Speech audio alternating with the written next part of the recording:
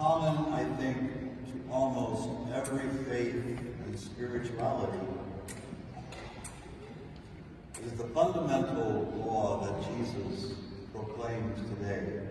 We love God, and we love our neighbor as ourselves. It's pretty fundamental to any person of faith.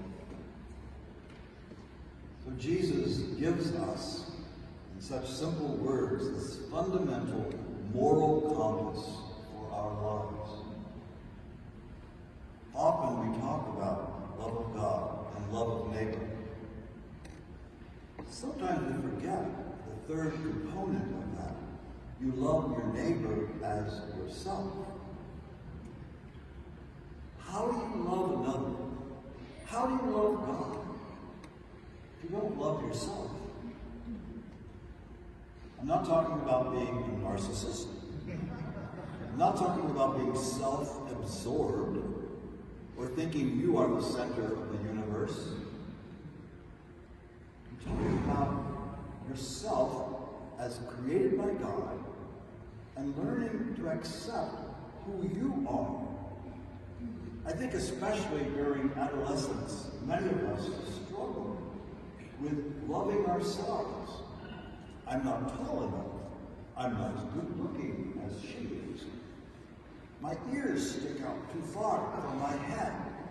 I have pimples. There's a period of time in which we just don't know if we love myself or not. Sometimes it's where we grew up, who my parents were. I grew up in poverty. I might not feel like I'm as good as the next person in the classroom. It might be my sexual orientation. It might be the color of my skin, my nationality. There could be all kinds of ways we might grow up not really fully loving myself. Hopefully, as we move through adolescence, some of those questions and struggles, we're able to come to that place that I accept who I am, who God has made me to be.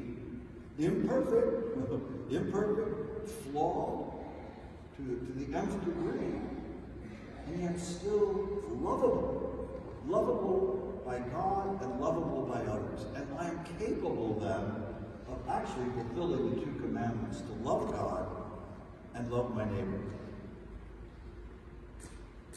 We mustn't just gloss over the fact that Jesus said, you love as yourself. That self is really important. To come to that place, I can love myself with all its flaws, with all its difficulties and struggles. When I talk to people who are preparing for marriage, it becomes evident to me that both people in that relationship have to know themselves pretty deeply if you're going to give yourself to someone else. You've got to love who you are if you can possibly love the other. So beginning with that self-love, we move into we love our neighbor as ourselves. I read a story, it's in the National Archives, so it's true, that there were two women after the Civil War who wanted to talk to Abraham Lincoln. They were begging that he would release their husbands from prison. They obviously had served, they were from Tennessee, served in the Confederate Army. Lincoln avoided talking to them for some days. Eventually he entertained them and listened to them and agreed that he would free their husbands. But before, as he did that, he said, now, ladies, I don't pretend to be a great judge of religion. Because they said, our husbands are religious men. My husband is a religious man. Lincoln said, tell your husband, in my opinion, Lincoln says, I don't think a religion that causes a man to rebel against his country so that he can continue to thrive on the backs of slaves, I don't think that's a religion that gets you into heaven. Abraham Lincoln said, "I'm not a judge of religion," but I think he said it quite well. What kind of religious faith are we living sometimes if we are not truly concerned about the other? In the book we're first reading today, clearly God says, you've got to take care of the widow, the orphan, the alien in your midst. You've got to be concerned about the most downtrodden. You can't just ignore that if you say you love God. So clearly, the two great commandments are the moral compass for our lives. Compassion, showing compassion for the other, is the true litmus test of how true is our faith. In relationship to that, we have occasion again on the second year in a row, to award the Dorothy Stang Award to some parishioners for exemplifying love in action.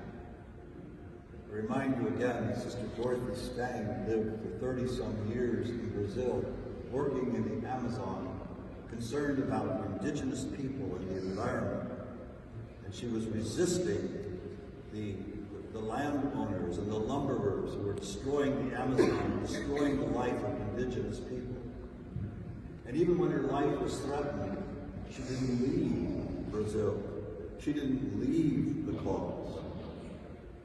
And was martyred, shot on the road with the Bible in her hand.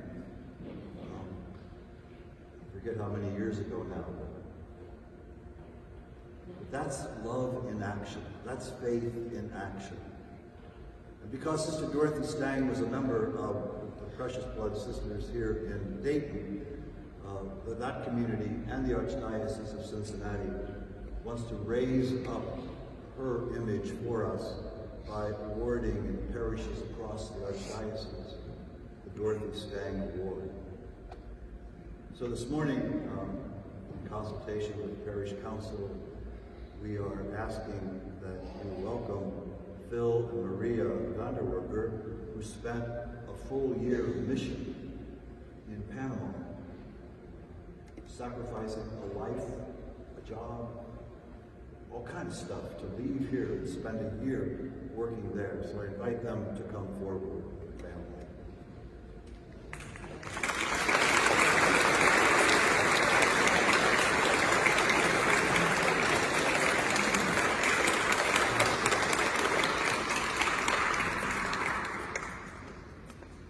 Not only did Phil and Maria go, but they took their tribe.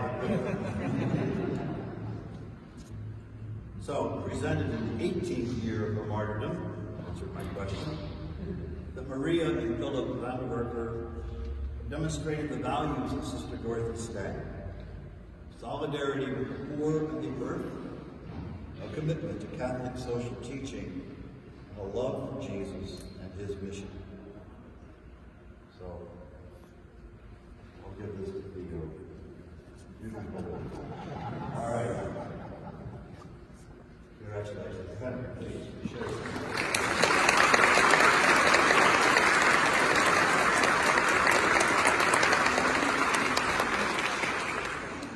I didn't know much about Dorothy Stang before we were told we were going to receive this award.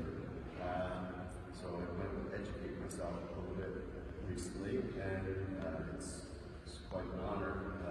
She was quite a figure to hold in reverence and to try to follow her example.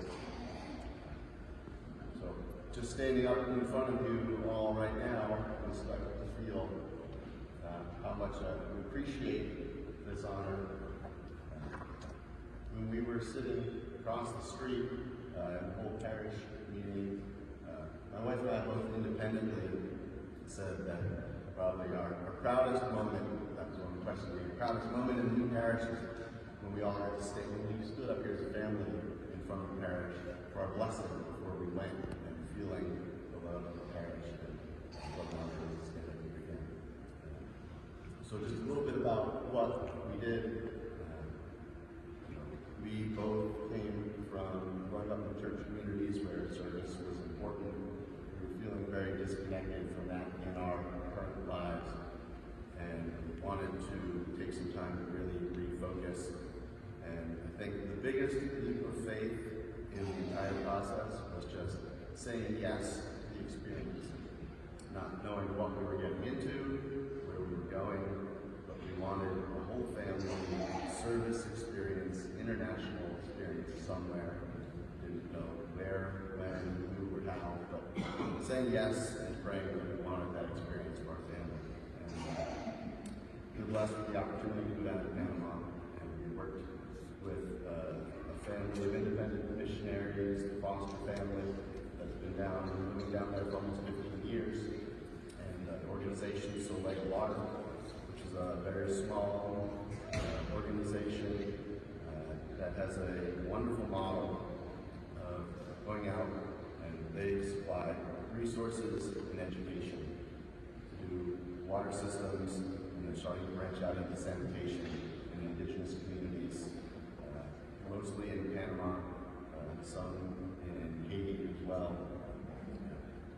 But we got to go down and help to stand up a production facility, making composting latrine seats, working with creating a job for somebody in down there in rural Panama to create to build these composting latrine seats. The organization, the goal of the organization is to get a composting latrine seat and two in every household throughout these indigenous communities.